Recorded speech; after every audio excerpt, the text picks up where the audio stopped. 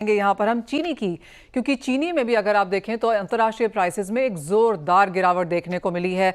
हमारे साथ आइस्टा के चेयरमैन प्रफुल्ल विटलानी है। प्रफुल्ल जी, न्यूयॉर्क में 4 साल के लोज पर, लंदन में 4.5 महीने के लोज पर। पहले तो इंटरनेशनल मार्केट्स की सेंस लेना चाहेंगे, क्योंकि जिस तरह से यूएसडीए की रिपोर्ट आई है बेरिश है, क्योंकि ग्लोबल प्रोडक्शन रिकॉर्ड पे बताई जा रही है।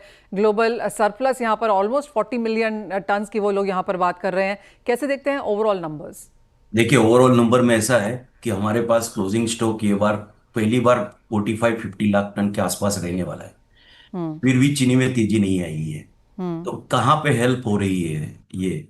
नाइबोर्ड जो है वो 1 अक्टूबर को इंडियन सीजन के हिसाब से रेट था 22.47। वो गिर के कल बंद हुआ है 16.90। 25% नीचे है, 25%। लीफे शुगर फॉल्स बाय 18%। जो 577.50 था वो 471.40 है, $105 नीचे है। वो भी करीबन 18%। WTI क्रूड हम इसलिए बता रहे हैं क्योंकि इथेनॉल का प्राइसिंग जो रहती है वर्ल्ड में वो WTI क्रूड के साथ रहती है। तो WTI क्रूड जो है 8.5% नीचे है, 68.33 से गिर के 62.52। ब्रेंट क्रूड एल्सो 8% नीचे है, वो 71.77 से 65.58। अब करेंसी का देखिए जो इंटरनेशनल मार्केट को इम्पेक्ट करती है, तो INR वीकन बाय 2.10%। जो 1 अक्टूबर को 83-81 था वो 85-57 है। फिर ब्राजीलियन रियल जो 5.45 थी वो 569, 4.41% वीकन है।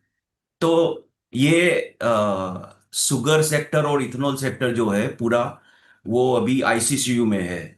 उसको अभी निकलने की कोई अच्छी न्यूज आने के बदले अभी तो ये USDA बता रही है कि काफी प्रोडक्शन अच्छा रहेगा और सरप्लस रहेगा। तो ये कहीं से अच्छे दिन नहीं दिख रहे हैं यहाँ पे।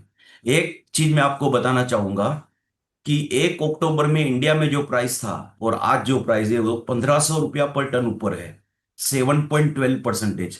That is because of the AISTA, all India sugar trade association. हमने जो शुरुआत की थी और फिर हमें काफी सपोर्ट मिला हमारे पद्म विभूषण श्री शरद पवार जी का, जिसकी वजह से हम मंथली मैंने रिलीज मैकेनिज्म लेके आए।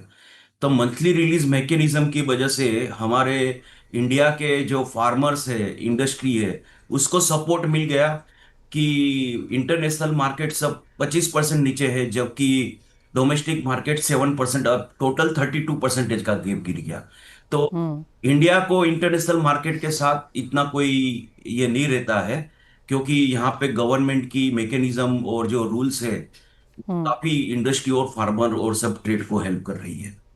अच्छा प्रफुल्ल जी, जो आपने यहाँ पर मंथली मैकेनिज्म रिलीज की बात की है उसी पर चर्चा करेंगे। और जो यहाँ पर कल आया है जून के लिए 23 मिलियन टन आया है, 23 लाख टन आया है रादर। कैसे देखते हैं आप वो, क्योंकि मई के महीने से कम है और जो जून 2024 में था उससे भी काफ़ी कम है। Having said that, of course बारिशें इस बार जल्दी हैं, शायद आइसक्रीम सोडा की डिमांड कम होती हुई नजर आएगी, लेकिन कैसे देखते हैं ये आंकड़ा?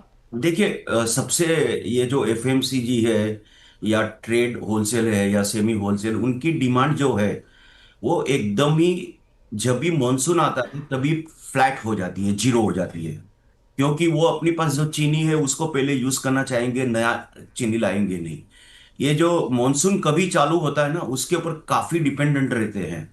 क्योंकि हमारे यहाँ मॉनसून बॉम्बे में 10 या 15 तारीख जून के बीच में आता था, उसके बदले 25 से 30। तो 15 दिन पहले आ जाने की वजह से एकदम ही हमने, मैं तो ये सोचता था कि 22 या 22.5 का कोटा आवे तो अच्छा होगा। क्योंकि अभी कोई भी मॉइस्चर या डैमेज से डरते हुए चीनी स्टोर करने को तैयार नहीं है। अब वो जो 2 महीने तक, जब तक अगस्त महीने में हमारे फेस्टिवल्स नहीं आते हैं, तो जून जुलाई में हम्म। चीनी ज्यादातर मिलों में ही पड़ी रहेगी, जिनके हम्म। गोडाउंस मॉइस्चर और डैमेज से रुका सकते हैं। पर जो ट्रेडर्स रहते हैं उनको एक हमेशा डर रहता है, और FMCG या इनकी जो वेयर हाउसिंग रहती है उसमें भी उनको कभी डर तो रहता ही है। हम्म। प्रफुल्ल जी, दूसरी बात यहाँ पर इंडियन प्रोडक्शन को लेकर है। अगले सीजन से अब सबको काफ़ी सारी होप्स हैं कि हम 34-35 तक भी शायद एक नंबर आता हुआ देखेंगे। आपकी क्या सेंस है? देखिए, हम कभी भी जनवरी से पहले हमारी सेंस नहीं होती। ये 10% की गिरावट हो जावे अपने ऑब्जर्वेशन से। और वो भी ऐसा है कि जाके गवर्नमेंट को अपने एजम्पशन से ही तुरंत पॉलिसी भी डिमांड करना, ये 5-10 लाख टन का काम छोड़ते हुए ये ऐसा काम किया है रिलीज मैकेनिज्म और एमएसपी से कि इंडस्ट्री का 300 लाख टन का भी प्रोटेक्शन मिलता है। तो आहिस्ता looks at broader way, not at small way.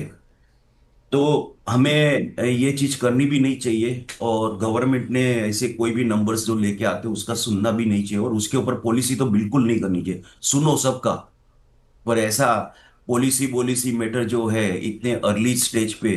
क्योंकि क्या होता है कि हम बोलते हैं कि हमारे पास सैटेलाइट से सैटेलाइट से दे, सैटेलाइट कभी भी इन किसी को weight of the sugar cane और length of the sugar cane नहीं बताती। वो सिर्फ इतनी बताती इतना एरिया में शुगर केन है। जो मेन चीज है वो नहीं बताती, तो सैटेलाइट की करके क्या करना है, गलत गिरना और फिर। ठीक है, वो बात छोड़िए। वी आहिस्ता we will look from November at projection for the next season. There is no comments from us. Alright Praful ji, एक फाइनल सवाल फिर यहाँ पर, और जैसे आपने कहा कि भारतीय मार्केट्स में अगर हम प्राइसेस देखें तो एक हल्का सा इजाफा ही देखने को मिला है, अंतर्राष्ट्रीय बाजारों में लगातार एक गिरावट यहाँ पर बनती हुई नजर आई है। अब यहाँ से क्या सेंस है प्राइसेस को लेकर, क्योंकि हमने जैसे आपने कहा कि अगस्त से पहले कोई बहुत ज़्यादा डिमांड निकल के आएगी नहीं, सेंटिमेंट थोड़ा सा यहाँ पर वीकन होता हुआ नजर आया है। हाँ देखिए, सेंटिमेंट वीकन है on news of again same for the Brazil for the next season and X Y Z. But the price ruling is by the fund managers in the world, and just a sentiment change will directly increase the international market by 8 to 10 percentage.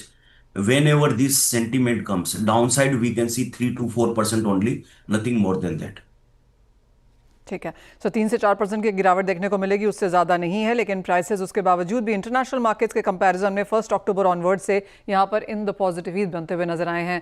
Praful विटलानी ji, as always बहुत शुक्रिया साथ जोड़ने के लिए, अंतर्राष्ट्रीय बाजारों के बारे में, कोटा मैकेनिज्म के बारे में, और ऑफ कोर्स अगले साल क्या हो सकता है उसके बारे में नहीं बात करने के लिए बहुत बहुत शुक्रिया। वेल, इसी के साथ